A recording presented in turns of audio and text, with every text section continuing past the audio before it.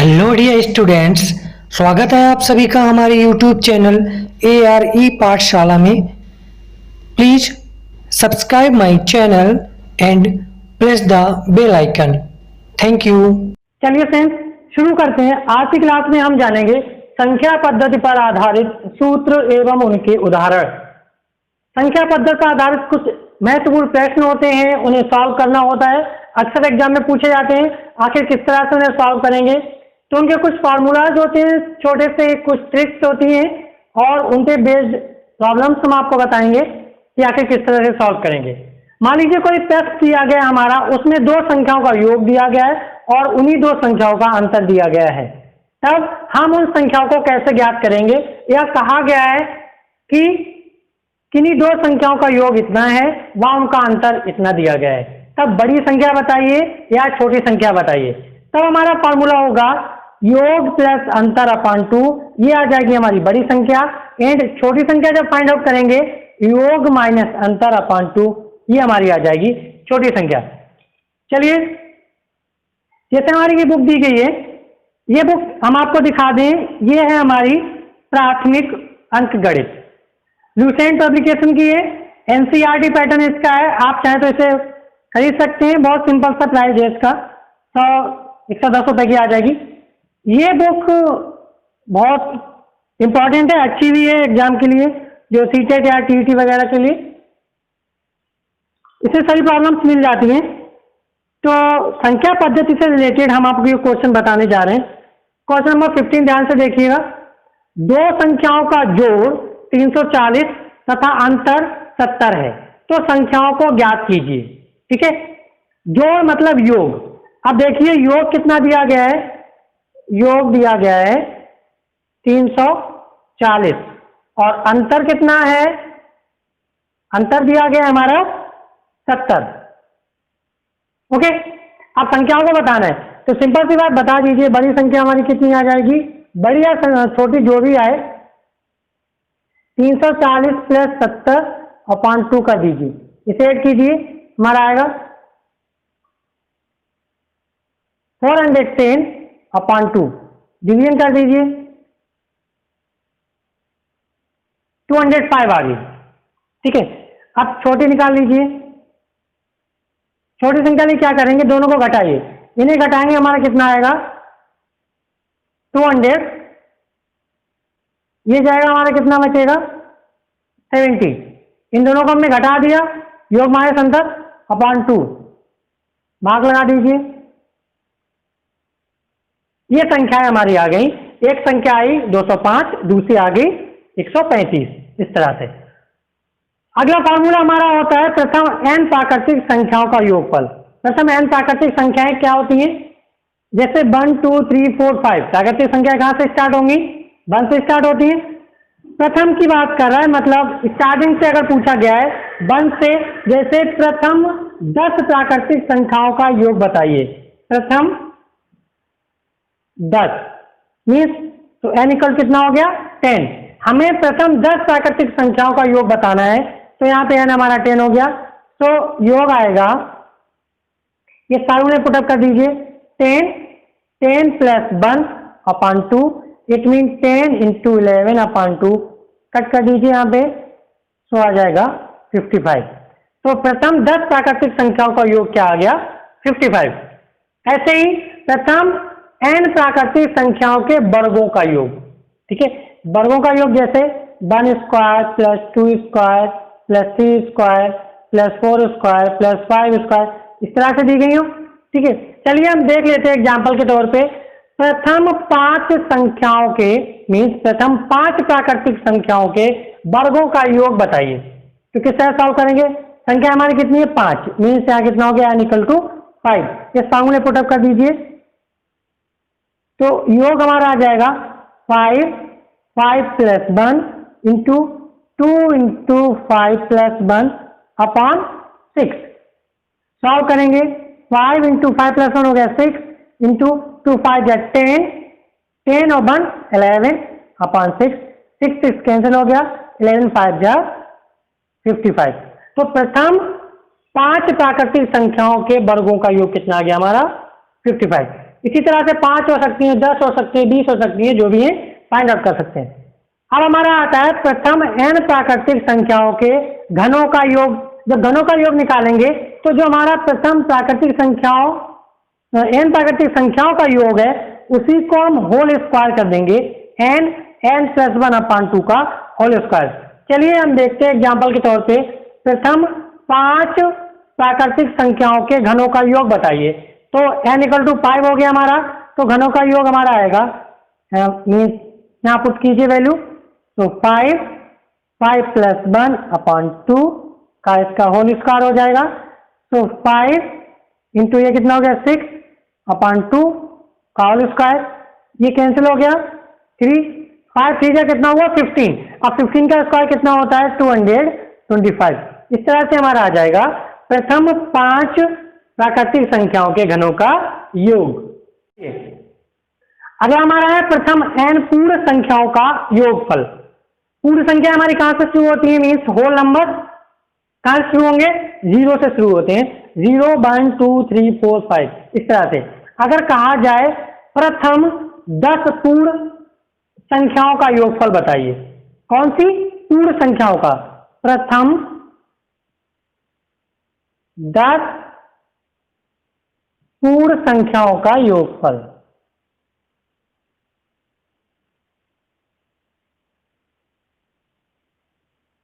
अब प्रथम 10 पूर्ण संख्याएं मतलब कहां शुरू होंगी, 0 1 2 3 4 5 6 7 8 9, ये हमारी हैं प्रथम 10 पूर्ण संख्याएं। ठीक है, यस। अब इनका योगफल हमें बताना है, क्या फॉर्मूला लगा देंगे, n-1/2 मीन्स कितना हो गया है, n = 10 है। ठीक है, पुट कर दीजिए, योग हमारा आएगा 10 -1/2, इट मीन ये कैंसिल हो जाएगा, 5 इंटू 9 कितना आएगा, 5 9 जा 45। तो प्रथम 10 पूर्ण संख्याओं का योग कितना आ गया 45। अब देखिए प्रथम n सम संख्याओं का योग। सम संख्या क्या होती है, मीन्स इवन नंबर।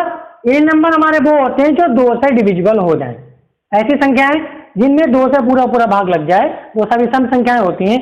तो यहाँ पे एग्जांपल ले लेते हैं, मान लीजिए प्रथम 5 सम संख्याओं का योग बताइए। प्रथम 5 सम संख्याओं का योग बताइए, तो n हमारा यहाँ कितना हो गया 5।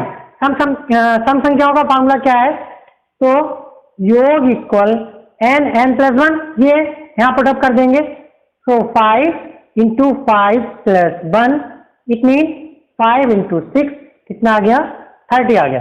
तो प्रथम 5 सम संख्याओं का योग कितना आ गया 30 आ गया। अगला हमारा है प्रथम n विषम संख्याओं का योग। विषम संख्या कहां शुरू होती है, 1 3 5 7, मतलब ऐसी संख्या जिनमें 2 से पूरा पूरा भाग नहीं लगे, विभाजित नहीं हो।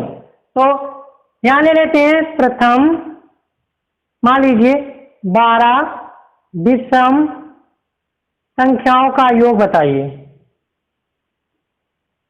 प्रथम 12 विषम संख्याओं का योग बताइए, तो हमारे n = कितना हो गया 12। बस आपको ध्यान ये रखना है, प्रथम का मतलब ये होता है यहाँ पर हमें स्टार्टिंग से चलना है, मिडिल से नहीं उठना है, बीच में से नहीं उठना है। ठीक है, अगर जो बीच वाला क्वेश्चन होता है उसकी प्रॉब्लम दूसरी तरह से सॉल्व की जाएगी, आगे बताएंगे आपको। यहाँ पर पहले क्या है, स्टार्टिंग से चल रहे हैं हम। ठीक है, प्रथम 5 या प्रथम 10 प्रथम 20 जो भी है, जो पूछी जाएंगी जितनी वही n की वैल्यू हो जाएगी।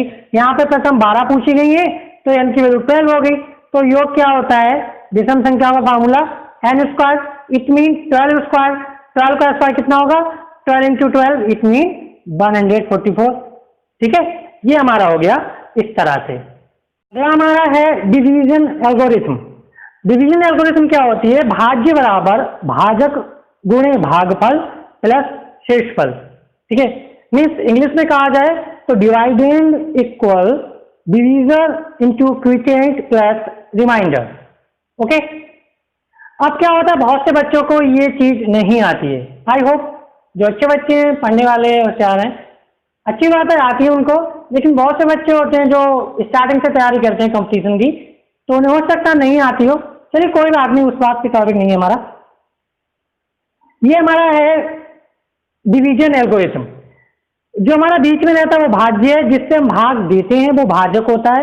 जो हमारा आंसर आता जाता है वो भागफल है, और जो रिमाइंडर हमारा कुछ बच गया यहाँ पर वो शेषफल होता है। ठीक है, चलिए आइए एग्जाम्पल के तौर से समझ लेते हैं। मान लीजिए हम यहाँ पर डिवीजन कर रहे हैं 4 से इसमें 823, इसमें डिवीजन कर रहे हैं। अब डिवीजन करना स्टार्ट किया, 4 2 जा 8, 0 2 उतारेंगे। ठीक है, अब क्या होगा हमारा, इसमें तो भाग जाएगा ही नहीं, तो क्या होगा यहाँ पे 0 आ जाएगा। अब 3 उतार लेंगे, अब कितने टाइम जाएगा, 4 5 जा 20। ठीक है, अब कितना बचा हमारा, 3 बचा। अब ध्यान से देखिएगा, ये जो हमारा था ये क्या था, डिवाइडेंड, ये हमारा क्या है, डिवीजन, और ये जो हमारा आंसर आया ये क्या है, क्विटेंट।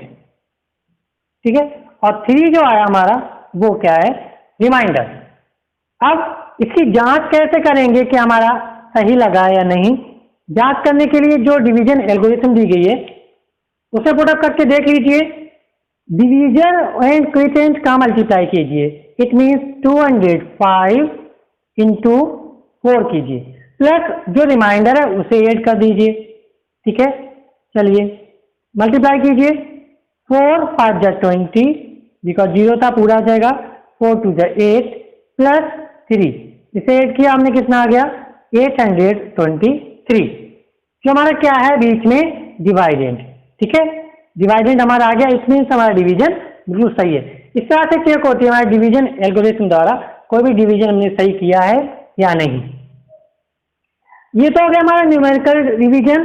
अब क्या होता है, अधिकतर बच्चों को जो एल्जेब्रिक डिवीजन होते हैं वो नहीं आते हैं, मीन्स एल्जेब्रा में जो होते हैं। चलिए आइए सिखाते हैं हम एल्जेब्रा के डिवीजन किस तरह से करते हैं। मान लीजिए हमारा कोई एग्जाम्पल तौर पे 2x² प्लस 5x माइनस 9 ये दिया गया है। इसमें आपको डिवीजन करना है x प्लस 2 से। ध्यान से समझिएगा, बहुत सिंपल है, बहुत। ठीक है, सबसे पहले आपको क्या करना होता है, इसका पहला टर्म मीन्स पहला पद और इसका पहला पद देखना होता है। ठीक है, इसका पहला पद और इसका पहला पद एक जैसा बना लीजिए, आपका समझिए पहली स्टेप कंप्लीट। ठीक है, चलिए बनाते हैं। यहां पर 2x² है बट यहां पर x है, हमें किसकी जरूरत है, कितना, 2 और चाहिए, मीन्स तब 2 यहां पर है, यहां पर भी 2 हो गया। ओके, यहां पर x की पावर 1 है, ध्यान रखिएगा किसी की पावर अगर कुछ भी नहीं होती है तो 1 मानते हैं। x की पावर 1 है, यहां x की पावर 2 है, तो हमें x की पावर 2 करने के लिए कितना और चाहिए, x की पावर 1 और चाहिए, इट मीन x और चाहिए, बिकॉज x मल्टीप्लाई होगा, x की पावर 2 हो जाएगी। क्यों, गुणा में घातें क्या होती है, जुड़ जाती हैं। अब हमारा क्या मिल गया, 2x। यही हमारा हुआ, जैसे उस तरह से न्यूमेरिकल जो डिवीजन होते हैं उन्हें हम क्या कहते हैं कि 2 2 जा 2 बार भाग गया। अब इसका भाग 2x बार गया, मीन्स 2x टाइम्स गया। तब अब जो हमारा आया 2x, इसका मल्टीप्लाई इस पूरे में करेंगे। चलिए कर लीजिए, 2x का मल्टीप्लाई होगा x प्लस 2 में, यहाँ आ जाएगा 2x², इधर आ जाएगा 2 × 2 4x। ये जो हमारा आया इसको यहाँ पुटअप कर दीजिए, तो 2x² प्लस 4x। ठीक है, अब भाग में क्या प्रोसेस रहती है, घटाना। चलिए घटाइए, जब ये प्लस का है घटाएंगे ये माइनस का बन जाएगा। ओके, ये प्लस का है ये भी माइनस का बन जाएगा। अब हम क्या करेंगे, ये प्लस 2x², अब न्यू साइन जो हमारे आ जाते हैं नए चिन्ह, उनसे मतलब रहता है। अब 2x² हमारा माइनस का है, प्लस माइनस कैंसिल, तो 5x से हमारा 4x गया, 5x से हमारा 4x गया, कितना बचेगा, ओनली x बचेगा। ठीक है, -9 उतार लीजिए। ठीक है, अब देखिए यहां पर x है, यहां पर भी x है, इट मीन हमें पहला टर्म फिर से देखना है। अब की बार पहले टर्म को एक जैसा बनाने की जरूरत नहीं है, ऑलरेडी है। जब एक जैसे होते हैं तब हमारा भाग कितने टाइम जाता है, तब भाग हमारा 1 टाइम जाता है। बट यहाँ पे एक और बात है, चिन्ह कौन सा आएगा? चिन्ह हमारा वो आएगा जो इस टर्म का, मीन्स इस जो पहले पद का चिन्ह होगा, यहाँ पर क्या है? प्लस, तो प्लस आएगा। ठीक है, एक जैसे हैं तो भाग हमारा 1 टाइम जाता है, तो 1 का मल्टीप्लाई इस पूरे में होगा तो यही रहेगा, इट मीन x प्लस 2 आ जाएगा। अब सब्ट्रैक्ट कीजिए, मीन्स घटाइए, तो ये माइनस का बन जाएगा, ये प्लस का, ये माइनस का बन जाएगा, ये प्लस ये माइनस कैंसिल हो गया। अब देखिए माइनस का 9 और माइनस का 2, माइनस माइनस प्लस जुड़ जाएंगे, 9 2 11, साइन रहेगा बड़े नंबर का, मीन्स 9 है बड़ा, सो -11, ये हमारा आ गया रिमाइंडर। इस तरह से होते हैं अलजेब्रिक डिवीजन। अब देखिए किसी संख्या की अनुवर्ती या उत्तरवर्ती संख्या, ये बहुत छोटे सवाल हैं, 1 नंबर में आते हैं, डीएलएड में भी पूछे जाते हैं, हमारे जो अदर कॉम्पिटिटिव एग्जाम है उनमें भी पूछे जाएंगे, टीटी वगैरह हुआ, हमारा सीटेट हुआ, जो भी एग्जाम्स हैं। बहुत सिंपल सा क्वेश्चन है और 1 नंबर का होता है। अब अनुवर्ती या उत्तरवर्ती पूछी जाए, बच्चे कहते हैं हाँ कुछ नहीं, उसकी जस्ट अगली संख्या लिख दीजिए, ऐसे बोलते हैं ना। हाँ वो तो बात सही है, आपकी अगली संख्या लिख लीजिए, बट हमेशा ये बात ट्रू नहीं है कि उसकी जस्ट अगली संख्या लिख लीजिए।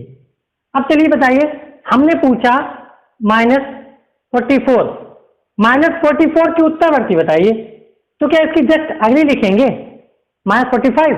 नहीं, गलत हो जाएगा।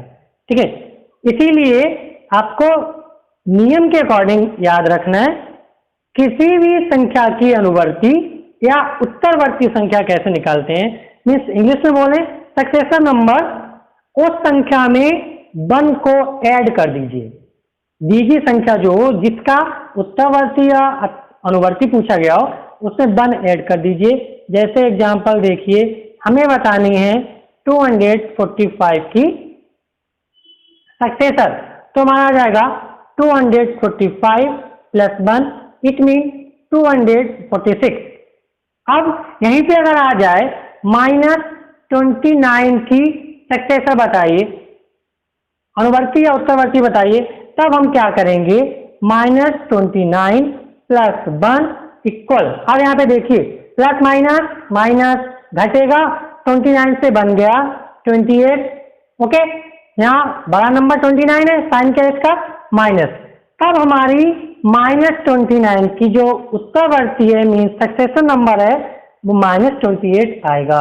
ये ध्यान रखने की बात है, ध्यान दीजिएगा। प्लस नंबर है तब तो आप एक आगे लिख सकते हैं, बट नेगेटिव है तो आप एक आगे नहीं लिख सकते, उसे सॉल्व करेंगे, हमारा -28 आया है। इसलिए ध्यान रखिएगा, किसी संख्या की अनुवर्ती या उत्तरवर्ती पूछी जाए, उस संख्या में एक जोड़ दीजिएगा। चलिए, किसी संख्या की पूर्ववर्ती पूछी जाए, इसमें भी आप कहेंगे एक पहले के लिख दीजिए, ऐसा हमेशा ट्रू नहीं है, इसको भी बाकायदा नियम से करना है। उस संख्या में से आप एक सब्ट्रैक्ट करेंगे, घटाएंगे। जैसे एग्जांपल है 20 की पूर्ववर्ती बताइए, तो हम क्या करेंगे? 20 - 1 कितना आ गया? 19 आ गया।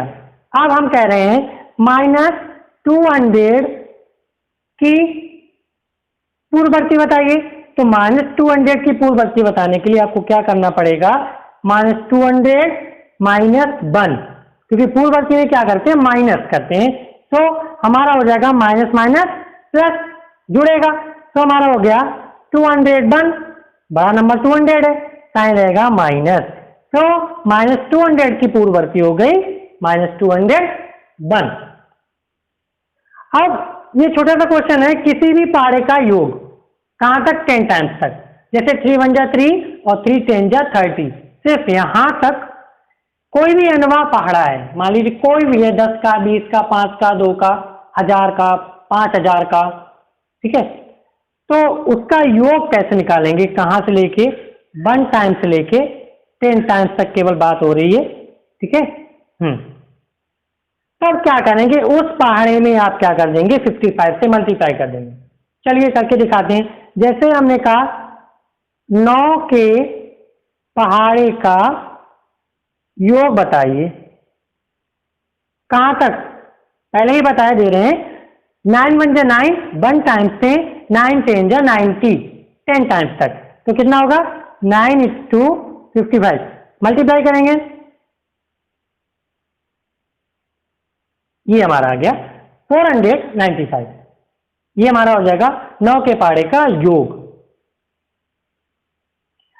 किसी भी संख्या का प्रतिलोम पूछा गया हो, प्रतिलोम से मतलब है इनवर्स, ठीक है, या गुणात्मक प्रतिलोम पूछा गया हो, मल्टीप्लिकेटिव इनवर्स, अक्सर ये क्वेश्चंस में आता है, वर्ड प्रॉब्लम में आएगा, ठीक है, या डायरेक्ट पूछ दिया जाएगा।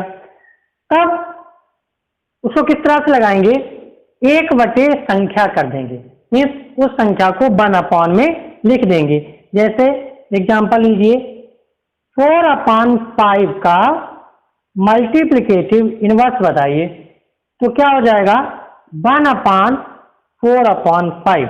मल्टीप्लिकेटिव इनवर्स क्या होगा 1/4/5, 5 ऊपर चला जाएगा, मीन्स 5/4। ये आ गया मल्टीप्लिकेटिव इनवर्स। चाहे इसका केवल इनवर्स पूछा गया हो, प्रतिलोम या गुणात्मक प्रतिलोम, ठीक है। अगला देखिए -2/9, इसका मल्टीप्लिकेटिव इनवर्स बताइए या ओनली इनवर्स बताइए, तब हो जाएगा -9/2। जस्ट इसका उल्टा हो जाएगा। यहां पे ध्यान देने की बात यह है, क्योंकि आगे अभी आप पढ़ेंगे योज्य प्रतिलोम, एडिटिव इनवर्स, ठीक है। यहां पर ध्यान देने की बात यह है, अगर केवल प्रतिलोम पूछा गया हो या गुणात्मक प्रतिलोम पूछा गया हो, तब आप केवल अंश और हर को बदलेंगे।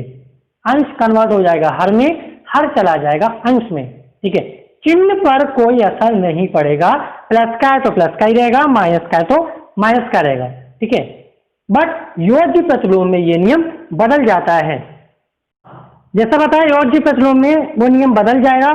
योगात्मक प्रतिलोम पूछा गया हो या योज्य प्रतिलोम पूछा गया हो, इंग्लिश में बोलते हैं एडिटिव इनवर्स, ठीक है।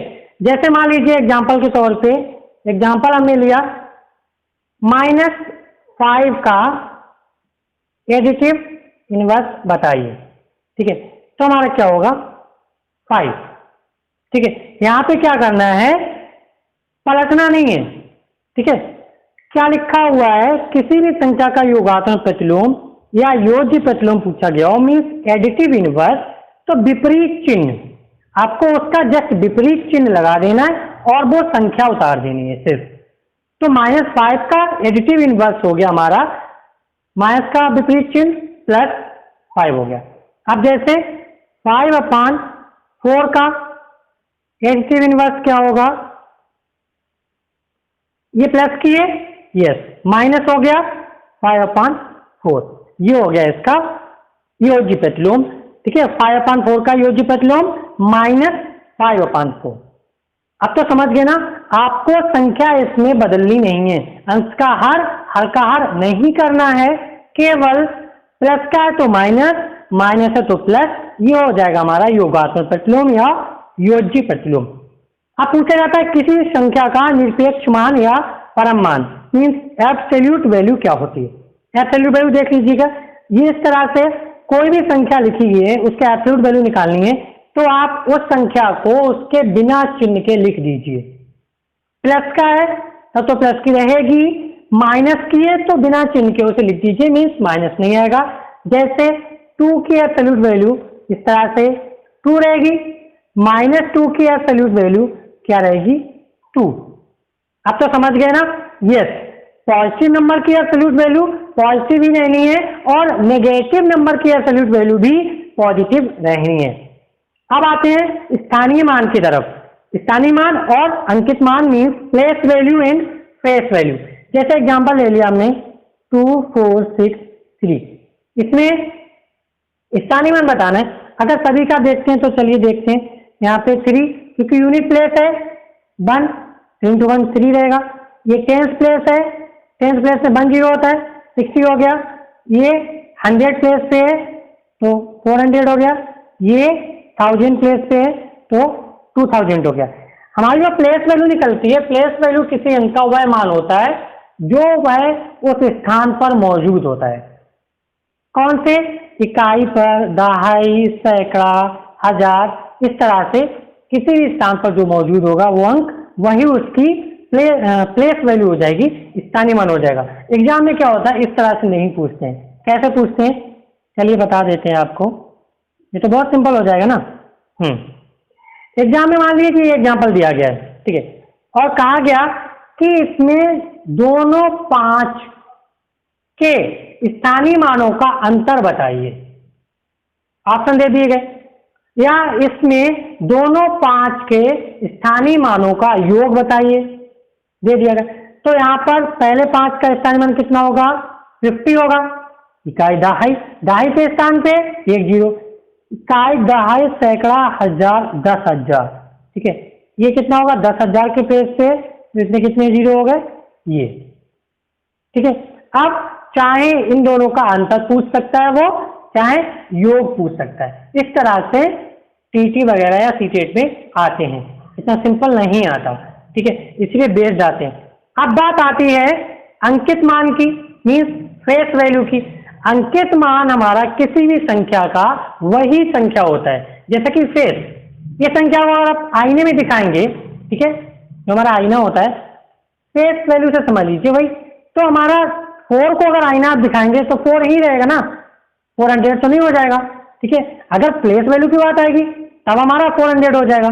यहां पर अगर 4 के 4 का अंकित मान पूछा गया है तो हमारा 4 ही रहना है, ठीक है, फेस वैल्यू। 2 का अंकित मान पूछा गया है तब इसका भी 2 ही रहना है। अब तो आप समझ गए होंगे ना, स्थानीय मान हमारे इकाई दहाई सैकड़ा हजार 10,000 इंडियन नंबर सिस्टम के अकॉर्डिंग लिखा जाता है, और फेस वैल्यू हमारा उस संख्या का वही मान रहता है जो वो दी गई संख्या होती है। अब देख लेते हैं कुछ बेसिक से नियम।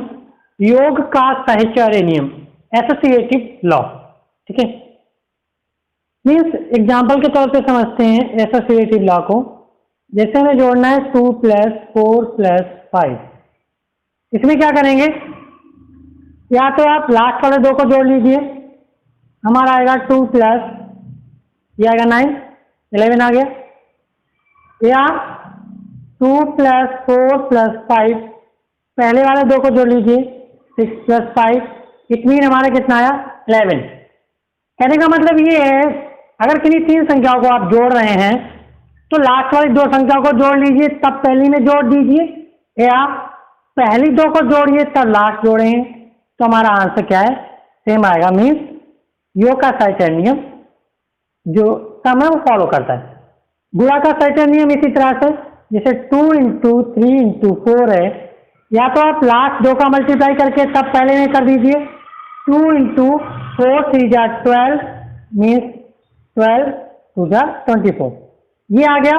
या पहले 2 का कर दीजिए इस तरह से, 2 3 = 6 × 4 6 4 = 24, तब भी हमारा वही आएगा। अगला योग का क्रम विनिमय नियम, कम्यूटेटिव लॉ। इसका मतलब ये है, चाहे आप 3 में 5 जोड़िए तब भी 8 आएगा, या 5 में 3 जोड़िए तब भी 8 आएगा। हाँ, ध्यान रखने की बात यह है, नॉट अप्लाई इन सब्ट्रैक्शन। जो क्रम विनिमय नियम है वो घटाने में लागू नहीं होगा। क्यों? अगर आप 5 से 2 घटाएंगे तो 3 आएगा, अगर 2 से 5 घटाएंगे तो माइनस का 3 आएगा, ये एक जैसा नहीं है। सो घटाना जो है क्रम विनिमय नियम को फॉलो नहीं करता।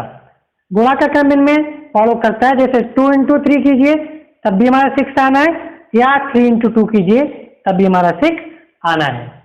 अगला हमारा है गुणा का वितरण नियम या बंटन नियम, मीन्स डिस्ट्रीब्यूटिव लॉ। यहाँ पर क्या है, किसी भी नंबर को बांटकर उसका मल्टीप्लाई करना होता है, सॉल्व करना होता है। a × b + c, इसका मतलब a का मल्टीप्लाई b में होगा, जो बीच में साइन है प्लस a का मल्टीप्लाई c में होगा। चलिए एग्जाम्पल के तौर पे देखते हैं। जैसे कहा गया 2 का मल्टीप्लाई कीजिए 50 में, ठीक है, डिस्ट्रीब्यूटिव लॉ के अकॉर्डिंग।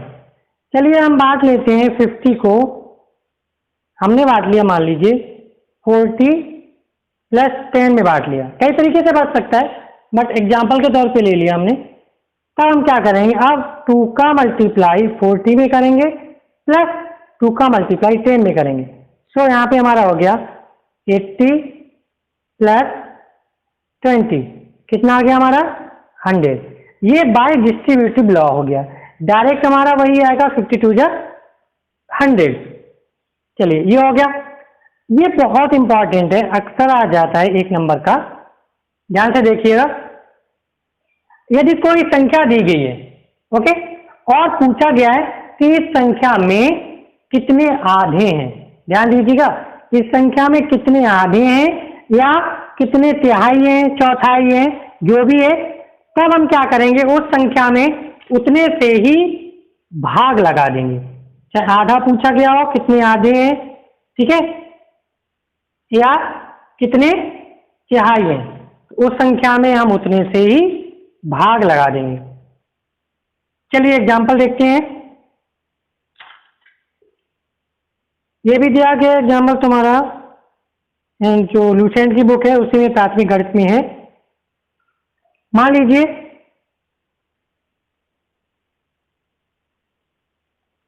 2/3 में कितने आधे हैं, ठीक है, तब हम क्या करेंगे, इसे भाग लगा देंगे।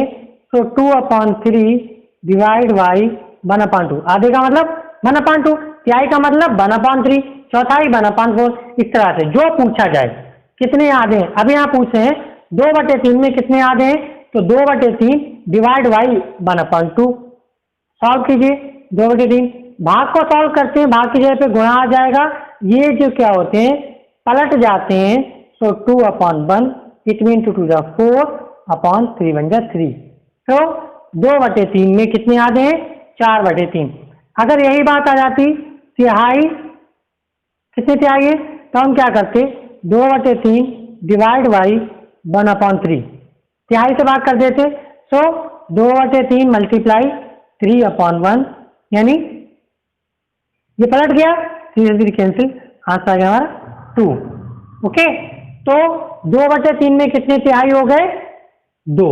अब दिख भी रहा है 2/3 में कितने तिहाई है, 2 तिहाई है। तो ये था हमारा आज का टॉपिक, संख्या पद्धति पर आधारित कुछ सूत्र और उनके उदाहरण। इसे बेस्ड और भी प्रॉब्लम्स हैं, एक्सरसाइज लेके आपके सामने आएंगे अपनी नेक्स्ट वीडियो में। अगर आपको ये वीडियो अच्छा लगा तो प्लीज लाइक कर दीजिएगा, शेयर कर दीजिएगा और हमारे चैनल को भी सब्सक्राइब कर लीजिएगा। वीडियो देखने के लिए आप सभी का बहुत बहुत थैंक यू सो मच।